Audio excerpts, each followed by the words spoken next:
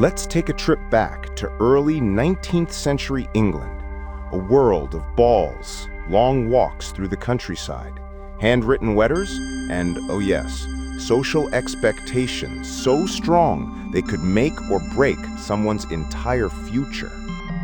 Today, we're diving into Pride and Prejudice by Jane Austen, one of the most beloved novels in English literature. And here's the thing, it's not just a love story. It's a sharp, witty look at human nature, class, pride, and yes, our tendency to misjudge others. So grab your tea or coffee, because by the end of this video, you'll not only understand the story, but you'll see why it's still so relevant over 200 years later. Picture this, a family with 5 daughters, the Bennets. Their biggest challenge, finding good husbands, because in their society, marriage wasn't just about romance, it was about survival. Enter Elizabeth Bennet, our witty, independent, and strong-minded heroine. She's not your typical obedient young lady of the time. She questions everything, she teases, she challenges, and honestly, she feels strikingly modern, doesn't she? One day, wealthy newcomers move into the neighborhood. Mr. Bingley, who's kind, cheerful, and well-liked, and his much more reserved, proud friend, Mr. Darcy. At the very first ball, sparks fly. Bingley takes a liking to Jane, Elizabeth's sweet and gentle sister, but Darcy? Oh, Darcy insults Elizabeth by refusing to dance with her. Imagine that moment, being rejected in front of everyone. Naturally, Elizabeth decides Darcy is arrogant, cold, and completely full of himself.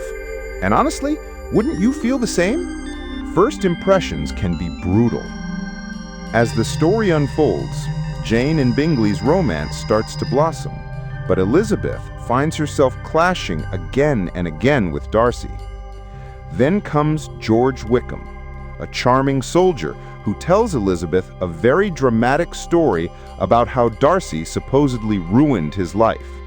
Elizabeth, already convinced Darcy is awful, believes every word. Who wouldn't?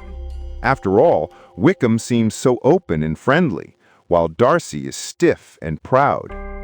But here's the twist. Not everything is as it seems. Eventually, Darcy confesses his feelings to Elizabeth in what is supposed to be a romantic proposal.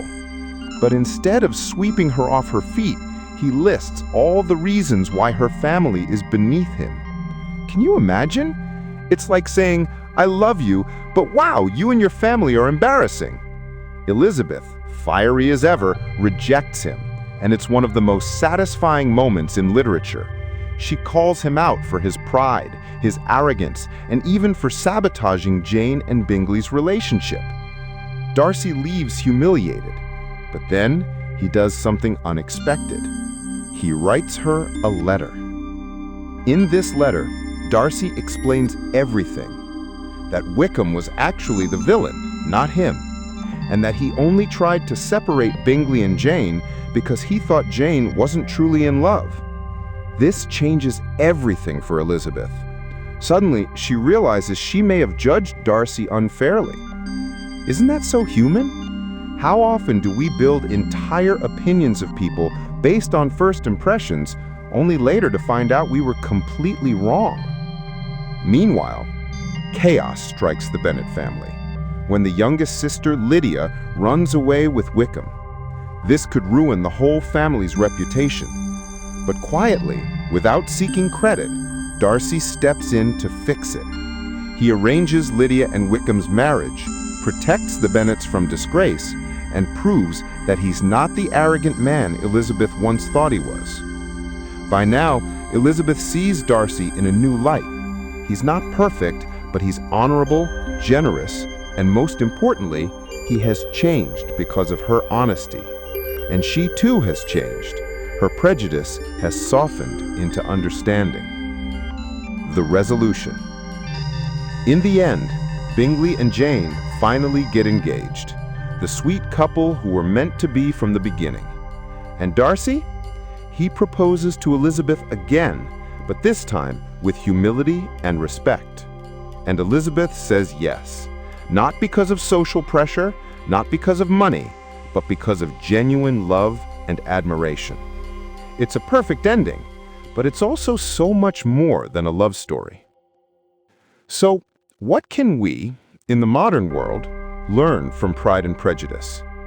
First impressions are powerful, but they're often wrong. True love isn't about wealth, looks, or status. It's about respect and growth. Pride can blind us, and prejudice can mislead us. But when we let go of both, we open ourselves up to understanding and even transformation. Think about it. How many times in your life have you misjudged someone, only to later realize you were wrong? Or how often have you let pride stop you from admitting a mistake? So, Jane Austen's Pride and Prejudice isn't just a 200-year-old romance novel. It's a mirror, showing us our own flaws, our judgments, and the messy, complicated beauty of human relationships. And maybe that's why it's still read, loved, and adapted into movies and TV shows today. Because at its heart, it's about us, our pride, our prejudices, and our capacity to grow. Now, I want to hear from you. Do you think first impressions can ever truly be trusted? Or do we all need to give people a second chance? Tell me what you think in the comments below. And if you enjoyed this storytelling summary, make sure to like this video, subscribe for more timeless book breakdowns, and share it with a friend who loves great stories. Thanks for hanging out with me today.